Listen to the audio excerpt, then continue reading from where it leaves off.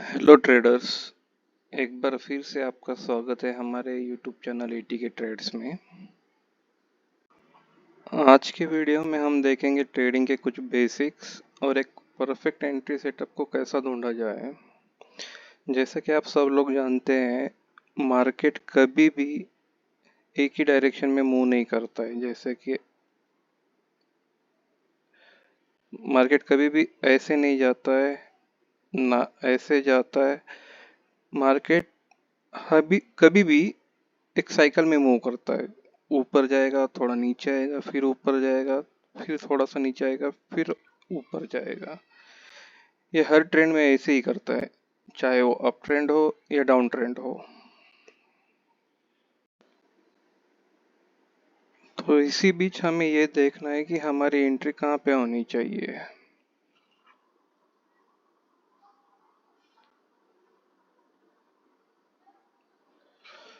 हमारी एंट्री ऐसे पॉइंट्स पे होनी चाहिए जहाँ कि हमारा रिस्क बहुत ही कम हो और प्रॉफिट हो तो बहुत ज़्यादा हो। जैसे कि ये पॉइंट्स, स्विंग लोड्स। अगर अप ट्रेंड में हम एंट्री ले रहे हैं तो हमको ऐसे पॉइंट ढूंढने चाहिए जहाँ पे हमारा लॉस बहुत कम हो। और डाउन ट्रेंड के लिए ये पॉइंट्स।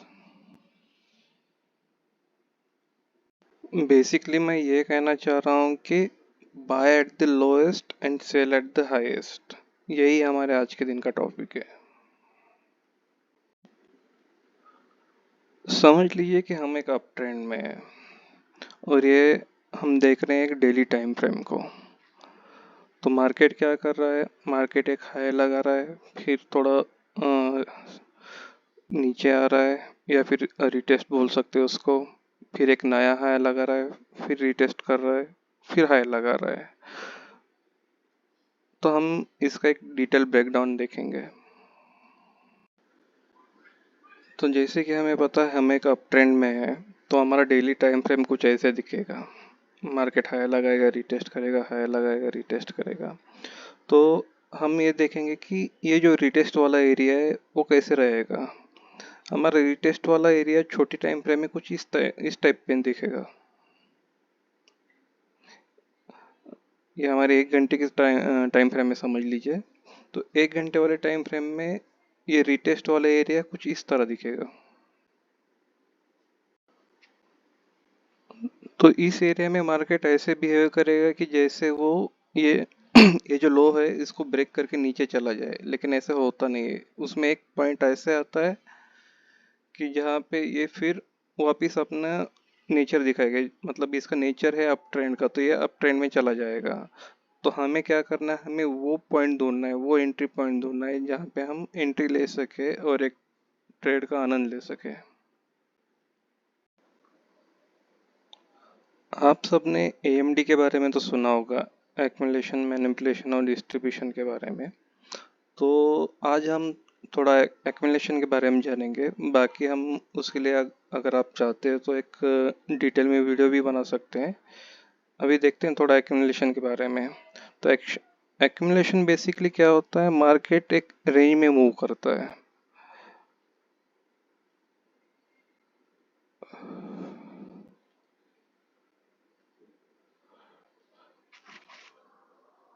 तो ये देखें, यहाँ पे हमारी रेंज बन गई है। ये एक रेंज, ये हाई हाई पॉइंट्स है, ये लो पॉइंट्स है। तो समझ लिए मार्केट एक रेंज में मूव कर रहा है। तो ये फेज को हम कंसोलिडेशन भी बोल सकते हैं, एक्युमुलेशन भी बोल सकते हैं। लेकिन एक पॉइंट ऐसा आता है जहाँ पे मार्केट या तो नीचे जाएगा या फिर ऊपर जाएगा। यहाँ पे फिर ये एक्युमुलेशन हमारा ब्रेक हो जाता है।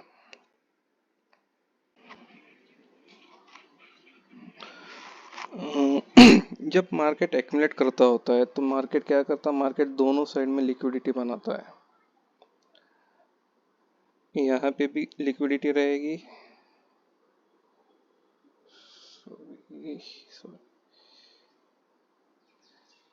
यहाँ पे भी लिक्विडिटी रहेगी, और यहाँ पे भी लिक्विडिटी रहेगी। लेकिन अगर हम अप ट्रेंड में हैं तो मार्केट क्या करेगा, मार्केट इस साइड की लिक्विडिटी पूरी ग्रैब करेगा और फिर अपना डायरेक्शन कंटिन्यू करेगा।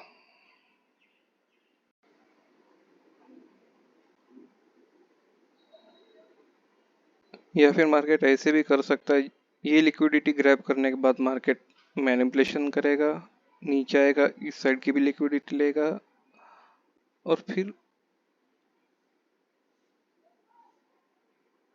अपना डायरेक्शन कंटिन्यू करेगा, जैसे कि मैंने यहाँ पे दिखा है। जैसे कि मैंने पहले बोला है, हम ऐसे एंट्री पॉइंट ढूंढेंगे जहाँ पे हमारा प्रॉफिट बहुत ज़्यादा हो, या फिर उसको बोल सकते हैं कि परफेक्ट एंट्री पॉइंट्स आज हम ढूंढेंगे। और हमारा आज का टॉपिक भी आपको मैंने पहले बताया है कि buy at lowest sell at highest. तो हम एक बाय एट द लोएस्ट का एग्जांपल देखेंगे। समझ लीजिए हम एक डेली टाइम फ्रेम में है और मार्केट ने यहाँ से एक अप मूव दिया है, तो हमने ये ट्रेड तो खो दिया है। अभी हमको ढूंढना है नेक्स्ट ट्रेड एंट्री। तो हमारी नेक्स्ट ट्रेड एंट्री कहाँ से होनी चाहिए, तो उसके लिए हम पहले हमारा फीड रिट्रेसमेंट देखेंगे।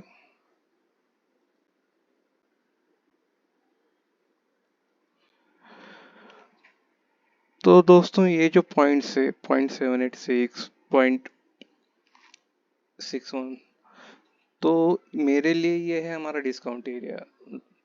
बेसिकली जो 0.5 के नीचे होता है वो सारा डिस्काउंट एरिया होता है, लेकिन जो परफेक्ट डिस्काउंट एरिया मेरे लिए है, ये ये 2 पॉइंट्स हैं। जैसे कि आप देख पा रहे हैं, मैंने मेरा डिस्काउंट एरिया पहले ही मार्क करके रखा है। आप सब तो आई थिंक डिस्काउंट एरिया और प्रीमियम एरिया के बारे में जानते होंगे, फिर भी मैं आपको एक बार बता देता हूँ क्या होता है। बेसिकली डिस्काउंट एरिया और प्रीमियम एरिया क्या ये होता है, ये जो हमारी 0.5 की लाइन है, इसके नीचे वाला जो एरिया है वो हमारा डिस्काउंट एरिया में कंसिडर किया जाता है, और इसके ऊपर वाला जो लाइन्स है जो एरिया है, ये हमारे प्रीमियम एरिया में आती है। आप कभी भी कोई चीज़ खरीदने जाते हो तो आप क्या चाहोगे कि मतलब कौन से प्राइस में आपको वो चीज़ मिले। आप ये चाहोगे कि जितने कम में आप ले सकते हो उतने कम में ले पाए। सही है। तो ये 0.5 के नीचे वाला जो एरिया है वो हमारा मतलब लोएस्ट प्राइस एरिया है। यहाँ पे हमारी लोएस्ट प्राइस रहेगी, यहाँ पे हाईएस्ट प्राइस रहेगी।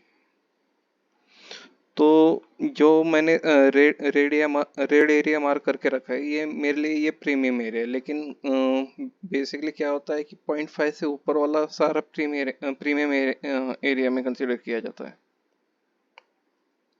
हम महंगे प्राइस में तो कोई चीज़ खरीदेंगे नहीं। हमें वो प्राइस ढूंढनी है जहाँ पे हम वो चीज़ ले सकें और आगे उससे हम प्रॉफिट कमा सकें। मतलब हमको ये देखना है कि डिस्काउंट एरिया में हमको सेल साइड का सेटअप ढूंढना है, और premium area sorry discount area में हमें बाय साइड का सेटअप ढूंढना है, और प्रीमियम एरिया में हमको सेल साइड का सेटअप ढूंढना है। यही हम आज के टॉपिक में देखेंगे। ठीक है, हम ये मान के चल रहे हैं कि हम एक अप ट्रेंड में हैं और ये ट्रेड एंट्री हमारे से मिस हो चुकी है, तो हमको ढूंढना है नेक्स्ट एंट्री पॉइंट। तो जैसे मैंने पहले आपको बताया, हम डिस्काउंट एरिया ढूंढेंगे, उसके बाद आईसी कैंडल या एफयू कैंडल, उसके बाद या एरिया ऑफ इम्बेलेंस भी ढूंढेंगे, लिक्विडिटी ग्रैब पॉइंट भी ढूंढेंगे। तो उसके लिए हम क्या करेंगे, जैसे कि मैंने पहले बताया, पहले तो हम डेली कैंडल में देखेंगे, फिर अगला हम देखेंगे 1 घंटे या फिर 15 मिनट के कैंडल में, जो कि छोटी टाइम फ्रेम होगी। वहाँ पे हम एक्यूमुलेशन होने का वेट करेंगे। अभी आप बोलोगे कि एक्यूमुलेशन कहाँ से होगा, ये तो नीचे सीधा सीधा दिख रहा है कि एक डाउन ट्रेंड बना रहा है लोअर टाइम फ्रेम में। लेकिन भैया ये एक एक्यूमुलेशन है, क्योंकि ये ये जो ट्रेंड बन रहा है यहाँ पे, ये आपका डेली टाइम फ्रेम का ना हाई ब्रेक कर रहा है ना लो ब्रेक कर रहा है, तो इसको हम एक्यूमुलेशन ही कंसिडर करेंगे। तो हम ये वेट करेंगे कि ये प्राइस हमारे डिस्काउंट एरिया में आए, हमारे इम्बैलेंस एरिया में आए, या फिर हमारे आईसी कैंडल या एफयू कैंडल को टच करे। अभी आप ही देख रहे हैं यहाँ पे हमारे आईसी कैंडल को प्राइस ने टच कर लिया, ये हमारे डिस्काउंट एरिया में भी है। तो हम यहाँ पे एक एंट्री प्लान कर सकते हैं। इसका हम प्रैक्टिकल एग्जांपल आगे देखेंगे।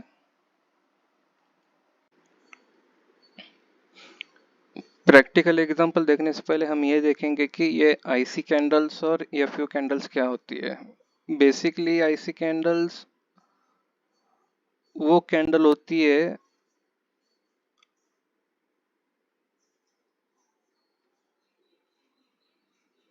जब ट्रेड किसी अपना डायरेक्शन चेंज करता है। समझ लीजिए यहाँ पे हम एक बुलिश ट्रेंड में है और अचानक से ट्रेंड अपना डायरेक्शन चेंज करके बेरिश हो जाता है। तो इस केस में हमारी आईसी कैंडल वो कैंडल है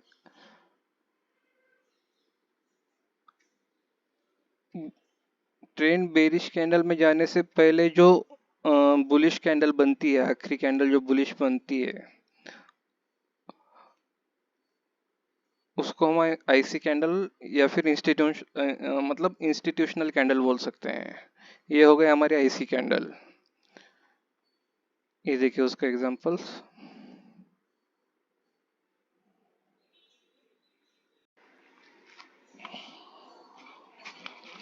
आईसी कैंडल्स को हम एक प्रकार से ऑर्डर ब्लॉक भी बोल सकते हैं,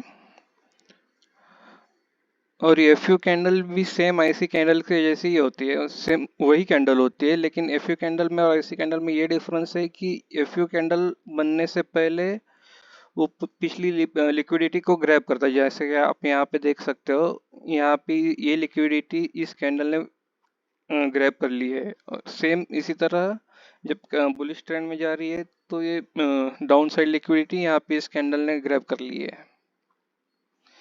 इसी को हम एफयू कैंडल बोलते हैं। अभी हम देखेंगे एरिया ऑफ इम्बैलेंस के बारे में।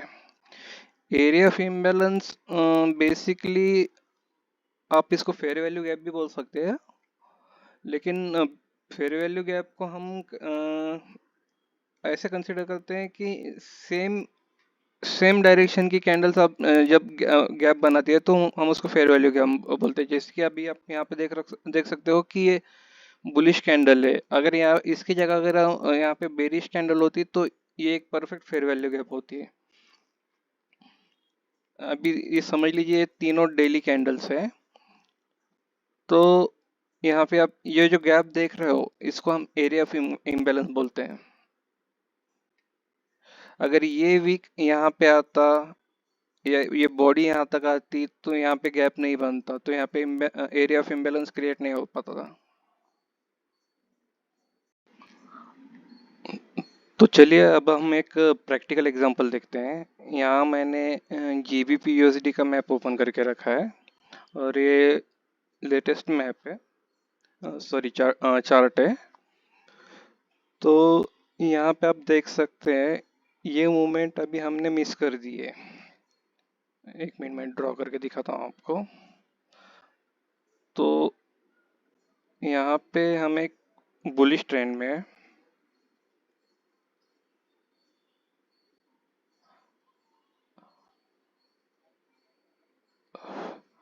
और ये मूवमेंट हमसे मिस हो गई है। तो अब हमें नेक्स्ट मूवमेंट कैच करने के लिए क्या करना पड़ेगा? तो हम जैसे कि मैंने आपको बताया पहले हम फिब मार्क करेंगे। यहाँ से मार्केट ने एग्रेसिव मूव देने के लिए स्टार्ट किया तो ये हमने फिब निकाला। तो जैसे कि मैंने आपको पहले बताया था, मैं 0.6 से पॉइंट सिक्स से वन तक ये रहेगा हमारा डिस्काउंट एरिया।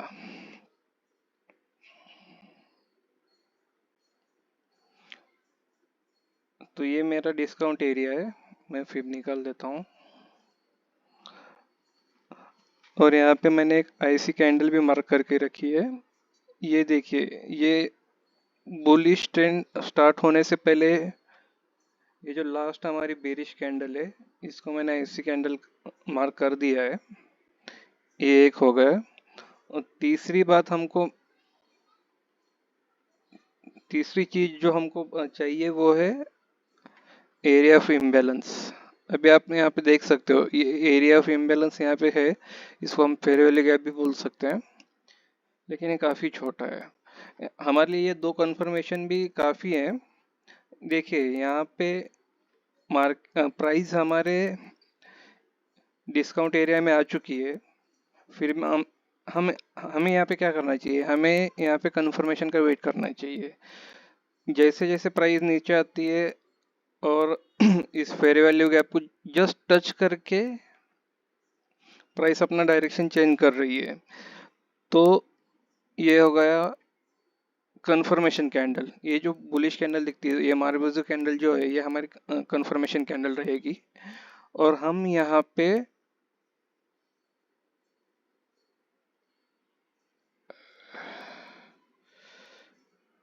अपना ट्रेड प्लान कर सकते हैं।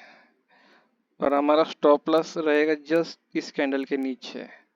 और हमारा प्रॉफिट हम प्लान कर सकते हैं, पहला प्रॉफिट यहाँ तक।